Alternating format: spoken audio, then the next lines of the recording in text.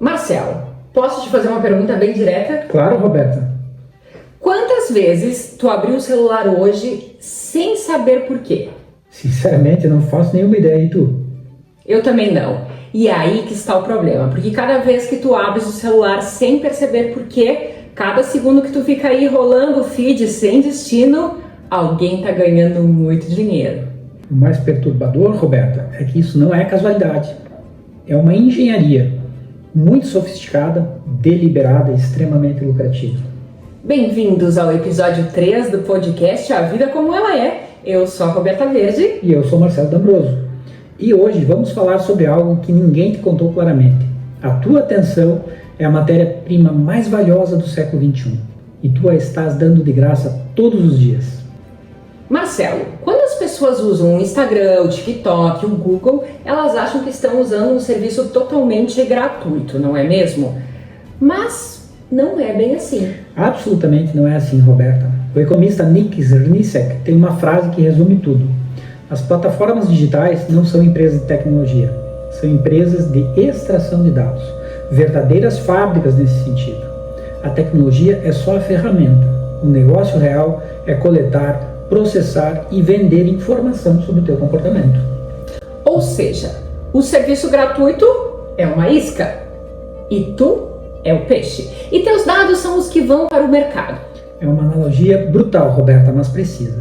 Srnicek chama isso de capitalismo plataforma, um novo modelo de acumulação no qual a matéria-prima não é o carvão nem o petróleo, que eram os combustíveis da primeira e da segunda revolução industrial. Agora é o dado humano. Cada clique, cada pausa no vídeo, cada produto que tu olhas por mais de 3 segundos, tudo isso é coletado, analisado e transformado em perfil comportamental que vale fortunas para os anunciantes. E o mais irônico é que nós entregamos tudo isso voluntariamente e de graça. E ainda achamos que estamos recebendo um grande presente, né, Marcelo? Ah, Roberta, Shoshana Zuboff, a mente por trás do conceito de capitalismo de vigilância, escancara isso. Para ela não basta dizer aquele clichê de que se tu não paga, o produto é tu. É muito mais profundo que isso. Nós viramos agora a matéria-prima bruta da qual essas plataformas arrancam o superávit comportamental. Em outras palavras, Marcelo, a nossa vida privada vira a mina. Os algoritmos fazem o serviço de fábrica e o que sai daí são previsões sobre o que a gente vai fazer amanhã, depois ou daqui a pouco. Tudo empacotado e vendido para terceiros. No fim das contas, é um capitalismo invasivo até o osso, porque transforma a própria vida numa fonte sem fim de lucro e, como tu bem disseste, é uma fábrica de extração de dados que não fecha nunca. Trabalha direto, 24 horas por dia, 7 dias por semana, sem precisar pagar um mísero salário. É isso mesmo, e é aí que mora o perigo. Essa fábrica anda sempre contigo no teu bolso ou na palma da tua mão. Se é tão óbvio assim, por que a gente não para? Por que é tão difícil largar o celular? Vamos combinar uma coisa, Roberta? Isso não tem nada a ver com fraqueza individual. Não é que a pessoa não tenha vontade. É uma neurociência aplicada a serviço do lucro. Byung-Chul Han explica que vivemos na sociedade da transparência. Essa sociedade, esse mundo, onde tudo precisa ser visível, compartilhado, performado. E as plataformas criaram essa transparência, pois foram projetadas justamente para explorar essa necessidade humana de visibilidade e aprovação. Do ponto de vista da psicanálise social, Nora Merlin é certeira. As plataformas digitais fazem uma verdadeira colonização da subjetividade, ativando os mesmos circuitos neuroquímicos das drogas. A notificação funciona como uma dose de dopamina e o like como uma recompensa variável e imprevisível, na mesma lógica dos jogos de azar. E aí mora o problema. Merlin mostra que a arquitetura estimula um comportamento compulsivo numa busca sem fim por aprovação. Uma aprovação que nunca preenche o vazio de verdade, tornando dependência digital a base de uma nova forma de poder político. E tu sabes quem inventou esse mecanismo de recompensa variável, Roberta? B.F. Skinner, nos anos 50. O mecanismo que hoje nos mantém presos às telas foi descoberto em laboratório, testando ratos em caixas de reforço variável. Skinner descobriu por esse experimento que a incerteza é o maior motor do comportamento compulsivo. O que ele ainda não podia ver naquela época era a química fina que tem por trás disso. A dopamina, como tu bem disseste.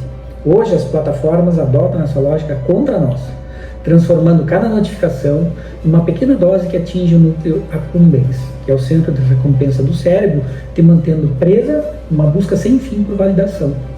Tá, mas e aí, Marcelo, o que acontece quando o like não vem? Porque pelo que tu tá explicando, não é só uma frustração boba dessas do dia a dia. Esse negócio bate mesmo no corpo, bate no cérebro, mexe com a química da pessoa e talvez seja justamente por isso que tanta gente pega o celular de novo, quase sem perceber. Como se fosse no automático, não é mesmo? Exatamente. O problema começa quando esse like não vem, Roberta. Porque aí a dopamina cai abaixo do nível basal, abaixo do normal, e o cérebro entra em abstinência química. É por isso que a mão vai automaticamente para o bolso buscar o celular. Não é por falta de controle, é uma questão de bioquímica. Explica melhor isso. A psiquiatra Anna Lembke, professora de Stanford e uma das maiores especialistas em dependência do mundo, explica no seu livro Nação Dopamina. Ela mostra que as plataformas digitais foram projetadas para criar um ciclo vicioso de prazer e abstinência, quase como as drogas. Só que com um detalhe, mais perverso e mais eficiente, porque a dose agora está na palma da mão, disponível 24 horas, sem prescrição, sem receita e sem limite de idade. Mas me diz uma coisa, não foi a própria Anna Lembke que participou do documentário Dilema nas Redes, lá na Netflix? Porque ali a mensagem foi direta. As redes sociais não são um passatempo inocente, não são. Na verdade, é uma droga potente desenhada para grudar na pessoa. Que loucura, Roberta. E o mais brabo é isso. Quanto mais a pessoa acredita que está escolhendo livremente, mais ela já está enredada numa engenharia sofisticada que foi desenhada justamente para trazê-la de volta. Isso provoca dano neurológico e emocional.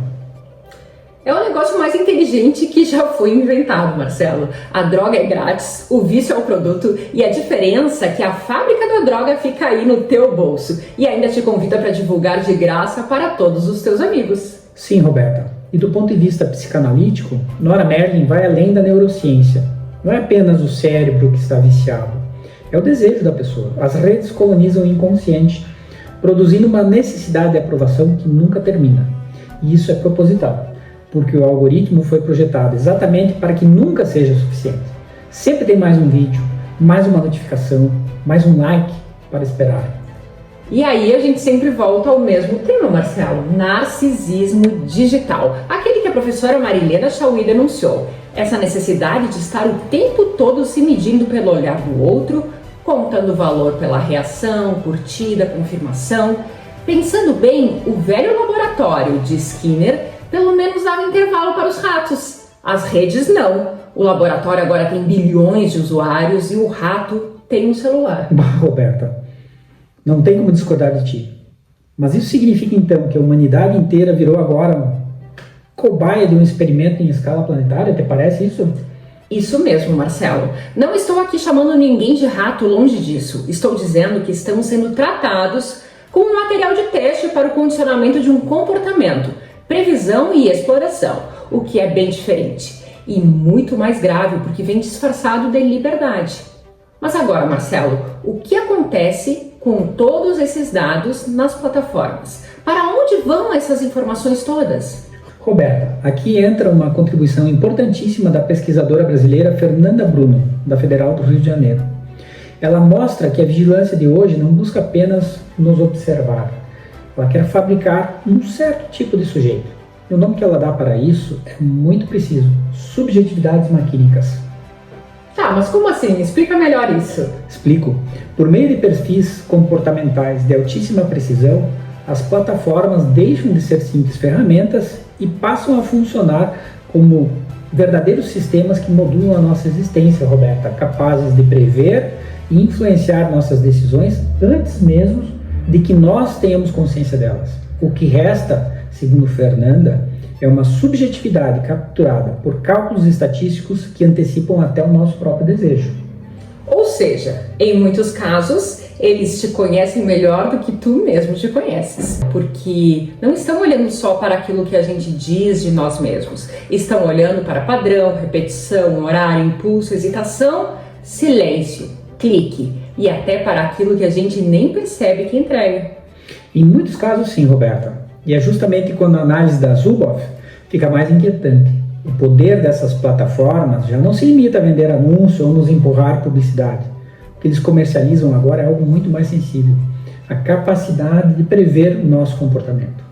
Ao ponto de, em alguns casos, veja bem, os algoritmos conseguirem perceber até o desgaste de um relacionamento antes mesmo que as pessoas envolvidas se deem conta do que está acontecendo e do fim que se avizinha. Meu Deus, e o que isso nos mostra? Isso nos mostra, Roberta, uma coisa. O nosso rastro digital, feito de rotina, silêncio, frequência, pausa e repetição, acabam revelando aspectos da nossa vida que a nossa própria consciência ainda nem organizou. Para Zuboff, isso marca o fim da privacidade humana como a conhecíamos e o início de uma era diferente, onde a nossa autonomia agora é submetida a mercados de futuros humanos. Mas isso é muito assustador, Marcelo, e ao mesmo tempo é fascinante, de um jeito bem sinistro, porque a gente olha todo esse poder de cálculo, previsão e não consegue imaginar como é que chegaram nesse nível. Só que quando a ficha cai, o encanto passa bem ligeiro, e é quando vemos que a tecnologia não é e ela nunca foi neutra. É o que a Zuboff chama de mercados de futuros comportamentais, Roberta. As plataformas não vendem agora só o que tu fizeste, vendem previsões do que tu ainda vais fazer. E empresas pagam fortunas por isso. Seguradoras, bancos, empresas de crédito, até partidos políticos. Bah, Marcelo, tu estás me falando que partidos políticos também compram esses dados para ganhar votos? O documentário que tu citaste do Dilema das Redes já demonstra isso, Roberta, mas apareceu de uma forma brutal naquele outro, da Cambridge Analytica. Te recordas? Milhões de perfis do Facebook usados para influenciar eleições, até o Brexit da Inglaterra. Um sistema desenhado para extrair dados e informações das pessoas, analisar, classificar perfis e vender como produto ao melhor pagador pela influência desejada. E a Fernanda Bruno chama a atenção para uma coisa que os autores europeus e estadunidenses muitas vezes nem enxergam. Aqui no sul global, especialmente Brasil e América Latina, esse sistema corre frouxo, com pouca regulação e muita impunidade. E acaba que viramos laboratório das plataformas sem nem mesmo perceber. Marcelo, e além dos dados, me diga, o que mais estamos perdendo nessas redes? O bem mais precioso da vida, Roberta, o tempo. E delambuja nossa capacidade de pensar. Slavoj Zizek arremata essa crítica com uma nota sombria. No capitalismo de plataforma, a transação final, o negócio, é existencial. Ou seja, o capitalismo de plataforma não precisa nem que tu compres alguma coisa. Basta que tu gastes o teu tempo. Porque no fim das contas, tempo gasto é atenção vendida e vida perdida. Porque o sistema não exige necessariamente o seu dinheiro, ele exige o seu tempo. Exato. Ao transformar a atenção em mercadoria, as plataformas operam uma expropriação direta da vida. Cada minuto gasto na rolagem infinita é tempo que foi subtraído da ação política, da reflexão ou do encontro real com o outro, como nós falamos no outro episódio, que é, em última análise, vida que é convertida em capital. E Marilena Chauí conecta isso à questão da subjetividade. Quando o nosso tempo fica todo tomado por estímulo digital, vai sumindo o que ela chama de experiência interior. E aí quase não sobra espaço para o pensamento, o mais profundo. Só para a reação rápida, imediata e superficial. Roberta, Byung-Chul Han chama isso de proibição do tédio. E olha, uma proibição muito lucrativa. Porque o tédio, esse desconforto de não ter nada para olhar, nada para consumir, durante muito tempo foi justamente o espaço onde nasciam a criatividade, a reflexão e o autoconhecimento. As plataformas digitais acabaram com isso, eliminaram o tédio e junto com ele levaram embora boa parte da nossa vida interior. E Marcelo, tu achas que a gente está abrindo mão da nossa capacidade de pensar só para não aguentar 30 segundos de tédio? Para eles, isso é um baita negócio. Para nós, um baita prejuízo. É ou não? Zizek diria que isso é o capitalismo na veia, Roberta, na sua forma mais pura. Até a ausência de estímulo é transformada agora em oportunidade de mercado. A rede social é um ecossistema que não admite mais o vazio. Esse capitalismo na veia que Zizek descreve é aquele que transforma o nosso sistema nervoso em uma extensão do mercado. Se o tédio era o último refúgio da liberdade humana, A sua transformação agora, nessa oportunidade do mercado, sinaliza a captura total da nossa existência. E o mais perverso, Marcelo, é que quando a gente tenta largar um pouco, ficar quieto, já vem aquela ansiedade. Não dá tempo nem de saborear um mate em silêncio como se fazia antigamente, porque o sistema foi nos adestrando para não conseguir viver sem um estímulo. No fim, a dependência é justamente o produto que eles querem nos impor. Exatamente isso. Eu vejo pessoas mateando, mas olhando o celular ao mesmo tempo. Tá, Marcelo, no fim das contas a gente é matéria-prima, o produto e ainda vira o viciado da história. E agora, o que nós vamos fazer com isso? Primeiro, Roberta, não cair nessa conversa fiada de que a saída é individual de cada um. Tá, mas então é só deletar o Instagram, o TikTok e tal? Não, Roberta, virar eremita digital, como a gente já conversou no episódio anterior, também não vai ser uma resposta política adequada, porque a maioria das pessoas não vai fazer isso, vamos combinar. Repito, o problema não está no indivíduo, é uma questão estrutural e que deve ser enfrentada estruturalmente com reorganização política. A saída da trampa, da armadilha, não é desligar o celular, é mudar quem é o dono da rede. Mas como é que nós vamos pensar na regulamentação, na regulação das plataformas como infraestrutura pública? Seria mais ou menos essa a saída? Exatamente. E Zuboff defende até a deslegitimação e a proibição da captura da nossa experiência humana. Ela não admite, e tem razão, que haja venda da nossa privacidade por um preço melhor. Ela quer que o direito à experiência e à autodeterminação individual sejam restaurados como direitos humanos, inalienáveis, imunes a qualquer mercado, Roberta. Aqui no Brasil, a LGPD foi um passo importante, mas como a Fernanda Bruno alerta, não basta o avanço jurídico da lei, se a arquitetura do poder digital continua intacta. Não basta a lei existir no papel, porque sem fiscalização vira lei morta. Perfeito, Roberta. Comenta mais sobre isso. Proteger dados pessoais é uma batalha pela soberania da nossa subjetividade e pela sobrevivência da democracia aqui no Brasil e também no mundo. E aqui entra a dimensão jurídica que me toca diretamente como advogada, Marcelo.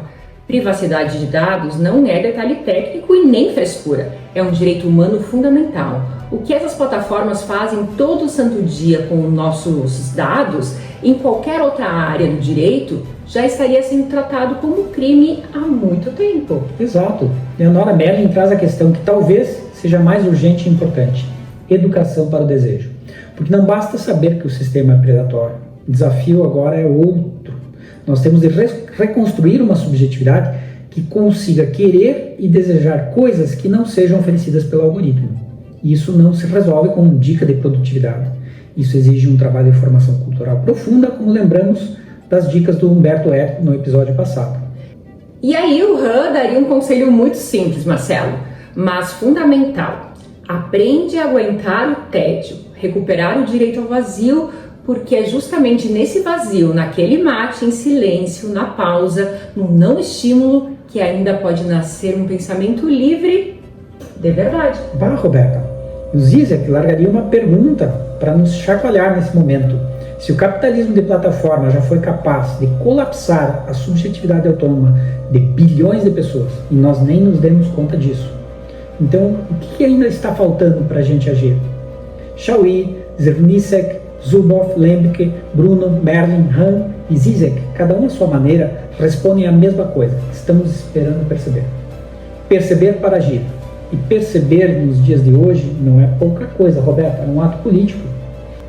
Antes que a gente encerre, faz um exercício bem simples. Agora conta aí, quantas vezes tu abriu o teu celular hoje sem parar e pensar o porquê? Não precisa dizer o número, mas guarda ele contigo. Porque esse número, esse monte de segundos que quando tu vê já virou minutos e depois horas, é o preço que tu pagaste hoje pela ilusão de estar conectado. E pode ter a mais absoluta certeza. Alguém do outro lado embolsou cada centavo. E se esse episódio te fez parar, mesmo que por 30 segundos, salva, compartilha e conta aqui nos comentários. Tu já tentaste ficar um dia inteiro sem abrir o celular sem motivo? Como é que foi? Eu sou a Roberta Verde, sou advogada, professora, escritora e podcaster. E eu sou o Marcelo D'Ambroso, professor e desembargador. Esse é o podcast A Vida Como Ela É, o nosso terceiro episódio. Obrigada pela tua atenção, que dessa vez foi totalmente tua. e até o próximo episódio. Até!